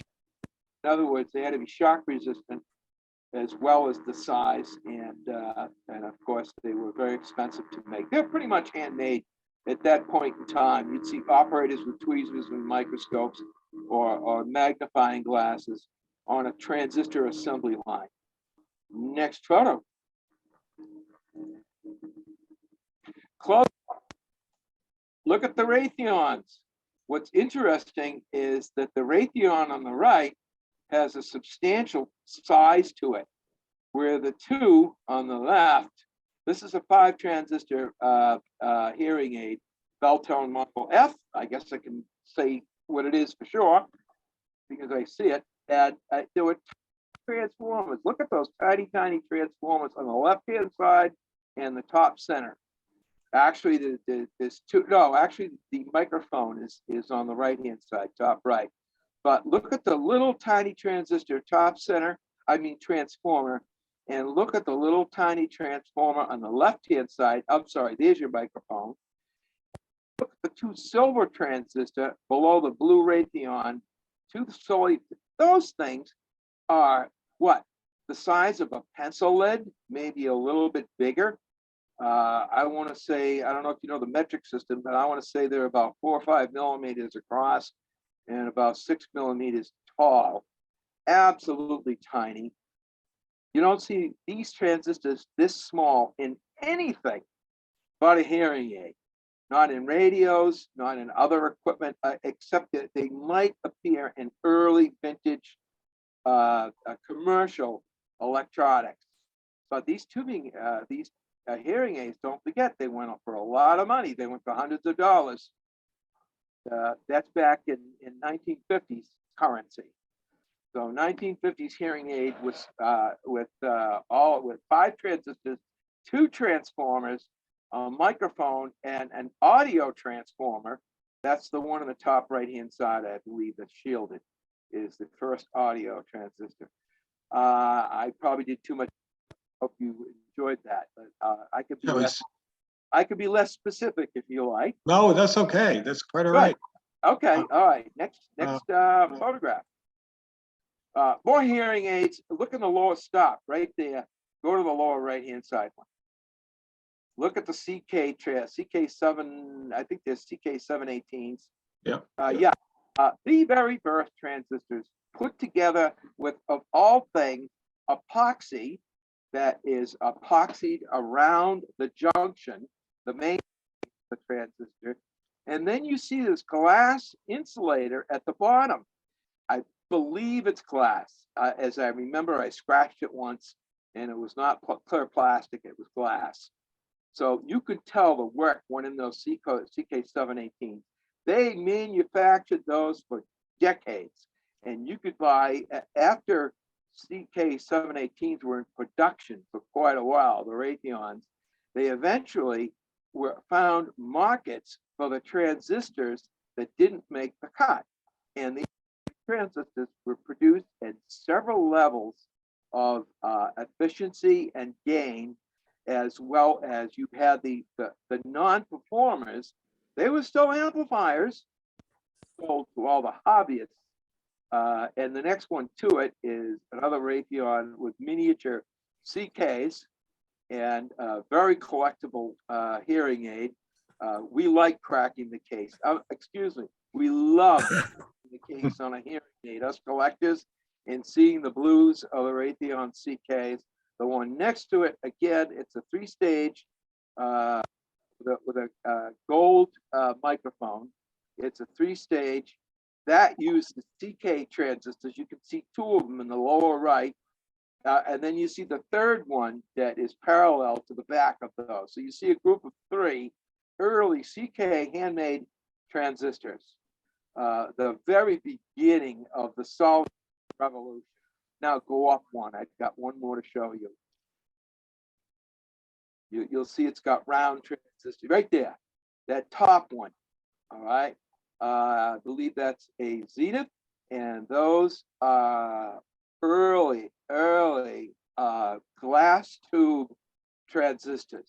They're 2N2, and there may be another one, but they're made in Holland. They came out of Holland.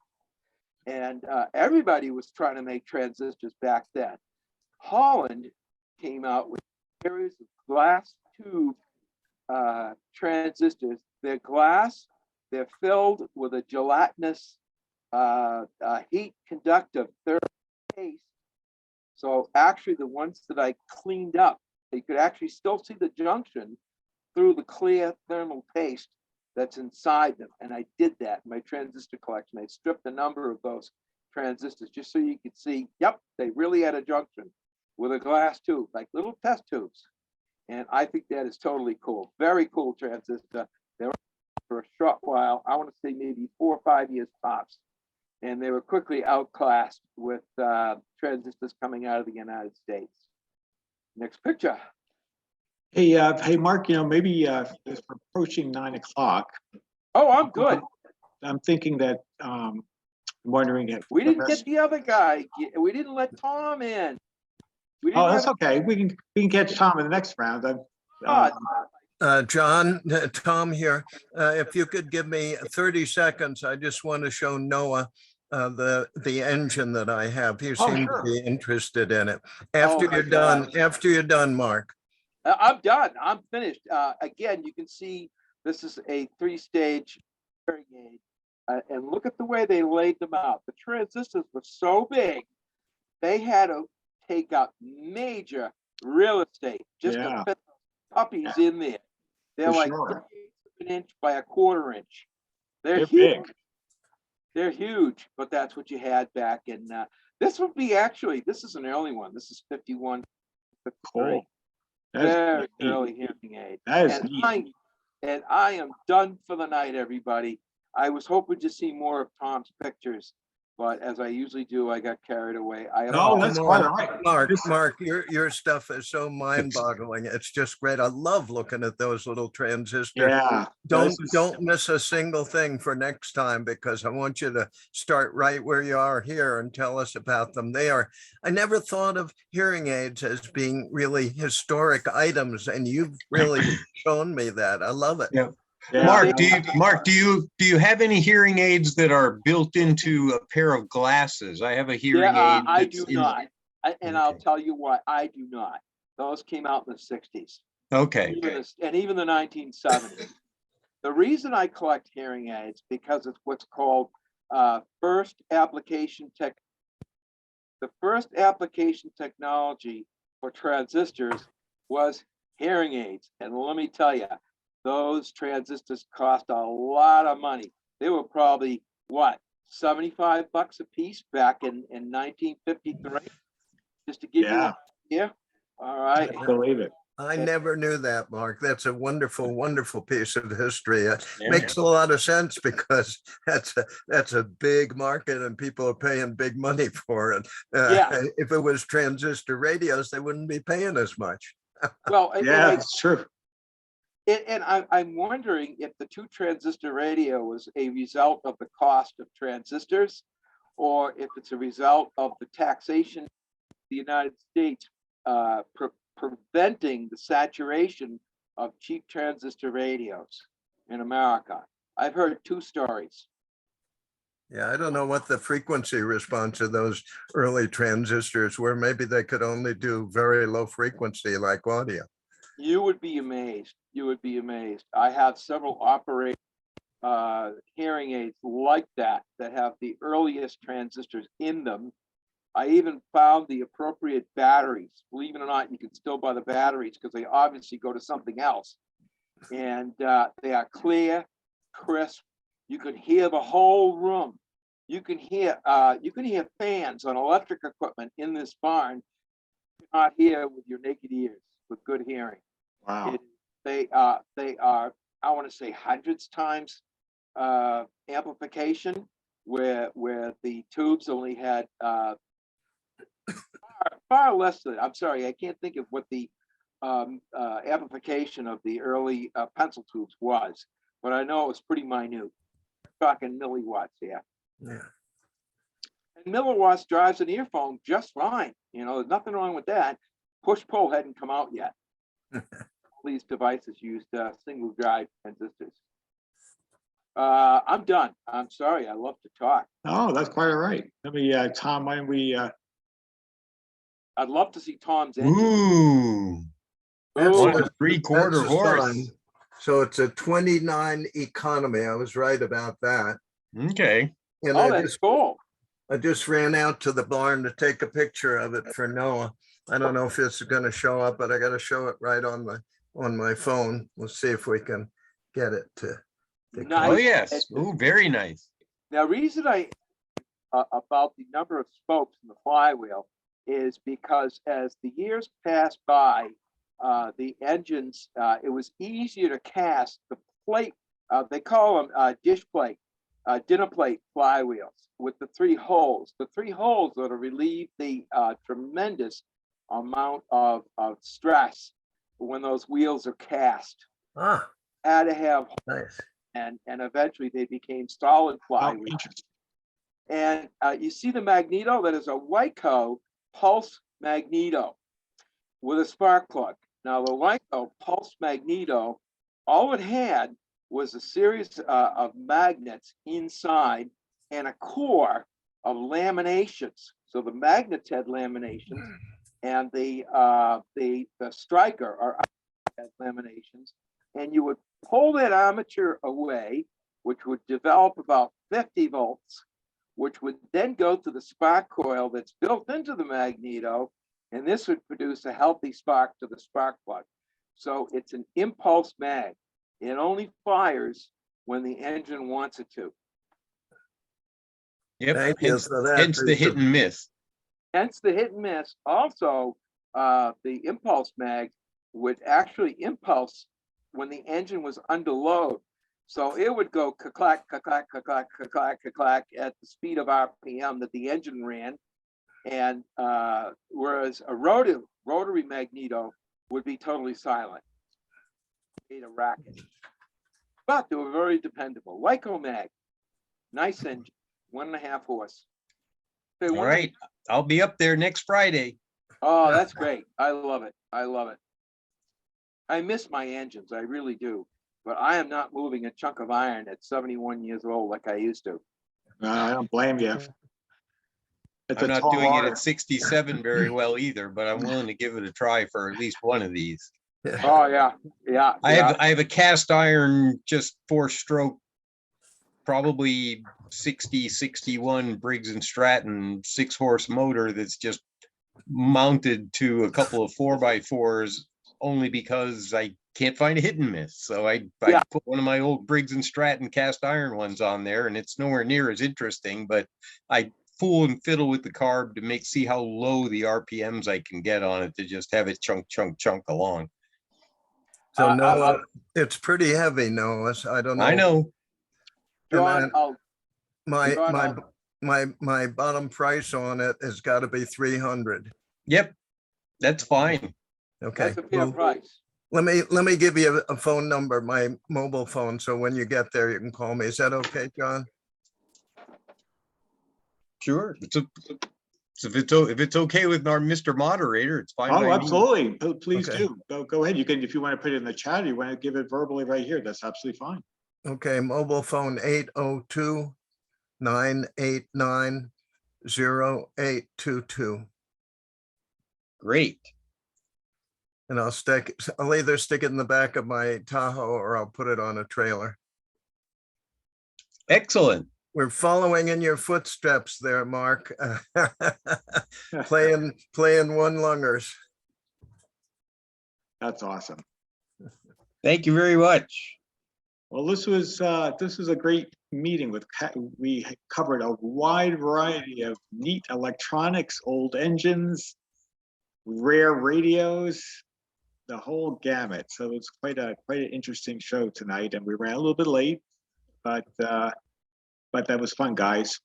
So I guess I'm going to wrap this meeting up. I wish you guys to stay cool. Hopefully the weather will break before long. Who knows what the next meeting will be? Maybe we have probably about half a dozen photos left from Mark. We know we have more pictures from Friedrichshafen that we could show. I have some pictures from an Arizona Antique Radio Club swap meet back in April that would show some interesting stuff. So we have a bunch of stuff we can do, but also Paul is working out some of our guest arrangements as well. So we'll come up with something. That won't be a problem. So anyway, guys, I'm going to wish you guys a cool, quiet upcoming weekend, and looking forward to talking to you guys in a couple of weeks. Thank you, John. Thank you. Thank you. All right. Thank you. Great collection. Yeah, Awesome. Mark, really Mark, great. you've got a collection that's mind-boggling. Nice. Hey, Really night. a treat, Mark. I'm Wonderful. not stuck on one subject, that's for sure. That's okay, and you know it equally as well. Your knowledge throughout all those items. It's very impressive. I'm only fooling you. I don't know a damn thing about this stuff. Good night. All right. Okay, good night. Good night. Yeah, thanks, everybody. Thanks for indulging us, Mark, Joe, and of course, the usual gang attendance. Take care of yourselves. Bye-bye. Good night.